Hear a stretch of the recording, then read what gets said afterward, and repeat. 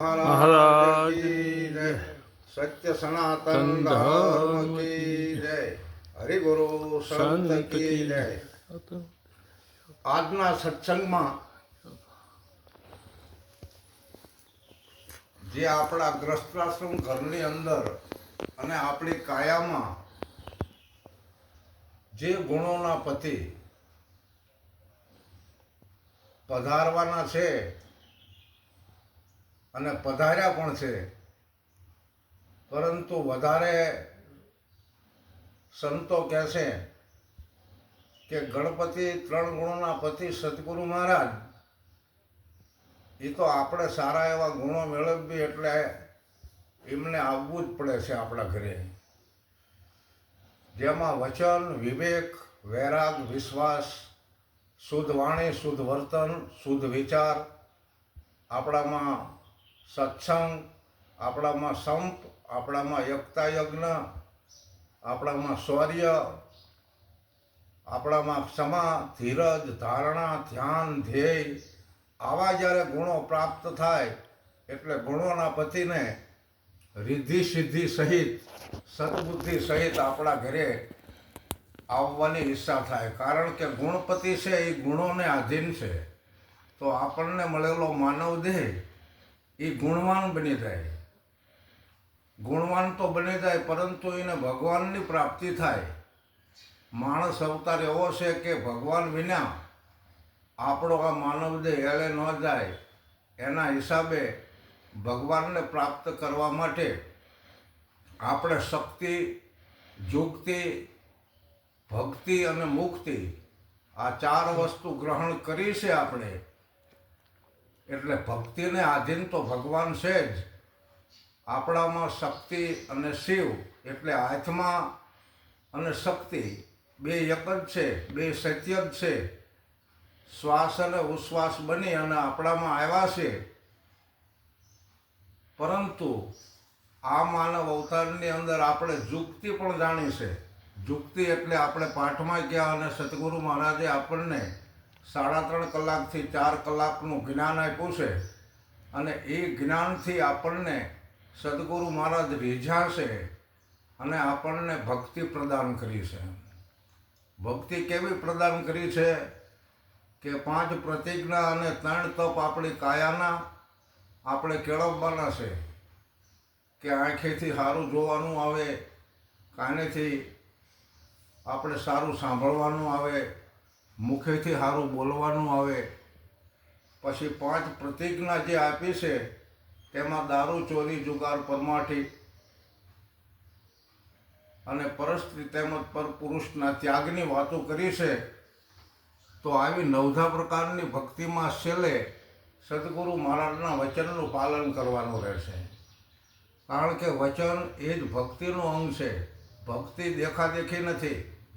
ભક્તિ તો આપણા ઘરે ગુપ્ત રહસ્ય રીતે થઈ શકે છે કે જે આપણે ગુણો મેળવવી અને આમાંથી અજ્ઞાનને દૂર કરવી, ઘરની અંદર હંપ રાખવી અને શાંતિ આપણને ઘરની અંદર થાય, આ બધા ભક્તિના ચિહ્નો છે.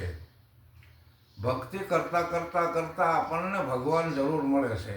ભગવાન કેવા મળે છે? આપણને વાત કરી હમણાં કે મનુષ્ય અવતાર આપણને આ સમયની અંદર મળ્યો છે, એટલે આ સમય જેવા જ આપણને ભગવાન મળતા હોય છે. ભગવાન મળતા હોય છે એટલે કોઈ જાતનો કોઈ વાંધો આપણને આવે એવો છે નહીં. કારણ કે એ તો ગુણોના ભંડાર છે, એ તો મુક્તિના ભંડાર છે, એ તો જ્ઞાનના ભંડાર છે અને અભય પદ આપે છે. અંધશ્રદ્ધા આપણામાં રહેતી નથી, જેથી કરીને ભગવાન આપણી નજીક જ રહેશે. ભગવાન નજીક રહે એટલે બીજી કોઈ જરૂર રહેતી નથી. અને બીજું કે સદગુરુ મહારાજ આપણને ભક્તિ પ્રદાન કરતા આપણા સ્વરૂપનો પણ પરિચય કરાવે છે કે હે માનવ, તારામાં આવેલો જે મહાપુરુષ છે એ કોઈ કંચન નથી, કોઈ લોઢું લાકડું નથી, કોઈ પવન પાણી નથી. અને આવો રહસ્ય યથાર્થ રીતે રહેલો જે રમતો જોગી આપણી કાયાની અંદર પધાર્યો છે, આથી બીજો કયો અવસર આપવાનો છે? તો આ અવસરીએ આવેલા જોગીને ઓળખનાર માનવ સિવાય બીજું કોઈ ઓળખી શકતું નથી. અને માનવ ઓળખે ત્યારે એને ખબર પડે કે ભગવાન તો મારા પણની અંદર બિરાજે જ છે. પરંતુ સગુણ સ્વરૂપે આપણને જ્યારે ભગવાન મળે છે ત્યારે આપણા અંતરની અંદર આવેલા ભગવાનનો પરિચય થાય છે. પરંતુ આપણામાં જો એવી શક્તિ ન હોય તો આપણી આંખો, આપણા કાન, મુખ કે હાથ પગ કંઈ કામ કરી નથી શકતા. તો શક્તિ પણ બિરાજમાન છે, આની અંદર આત્મા પણ બિરાજમાન છે. એટલે સવારામાં એમ કીધું છે કે શ્વાસ ઉશ્વાસ જે આમાં આવ્યા છે એ જ પોતે આત્મ સ્વરૂપ છે. અને 21,600 વખત આપણા આ પણની અંદર પરિભ્રમણ કરી રહ્યા છે, છતાં આપણે એને ઓળખતા નથી.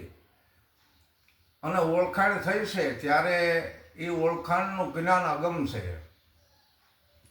અને અગમ જ્ઞાનની અંદર તમે જુઓ તો ઘણા બધા સંતોએ અગમના ભેદની વાતો કરી છે.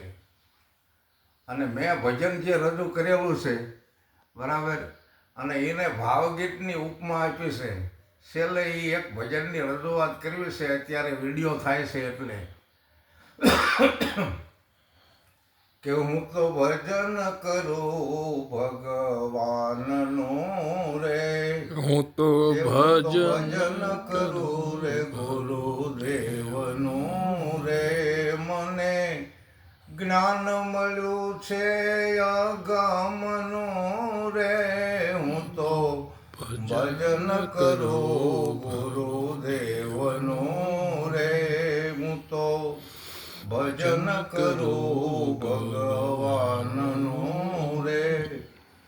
વેલાસર જાગીને નામ લેવું રામનું રે, વેલાસર જાગીને નામ લેવું રામનું રે. મને જ્ઞાન થયું ગુરુના કામનું રે, હું તો ભજન કરું ભગવાનનું રે. ગુરુએ નિશાન આપ્યું છે નિજ નામનું રે, ગુરુએ નિશાન આપ્યું છે નિજ નામનું રે. ગુરુએ તાળું ખોલ્યું છે બ્રહ્મ જ્ઞાનનું રે, ગુરુએ તાળું ખોલ્યું છે બ્રહ્મ જ્ઞાનનું રે. હું તો ભજન કરું ભગવાનનું રે. ગુરુએ ત્રિકોટીના તાળા ખોલ્યા રે, ગુરુએ ત્રિકોટીના તારા ખોલ્યા રે.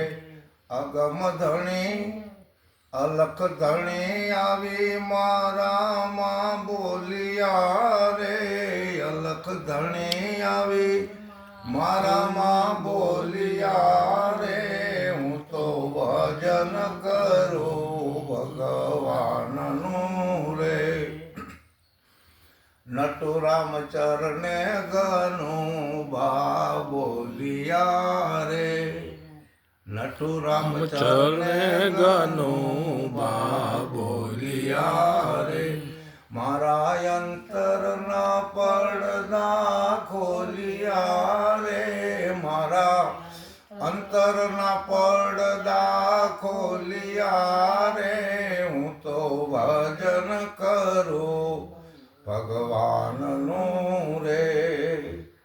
હરદમ હરીને બેઠતા આનંદ પરમ પાર. સહેજે સહેજે મને સતગુરુ મળ્યા, એ હૈય હરખ નવ માય સિયાવર રામચંદ્ર કી જય, રઘુવીર રામચંદ્ર કી જય. उमापति महादेव की जय, गजानंद गुणपति की जय, पवन सुत हनुमान की जय, बोले भाई सब संतन की जय। बोलो गुरु महाराज ની જય।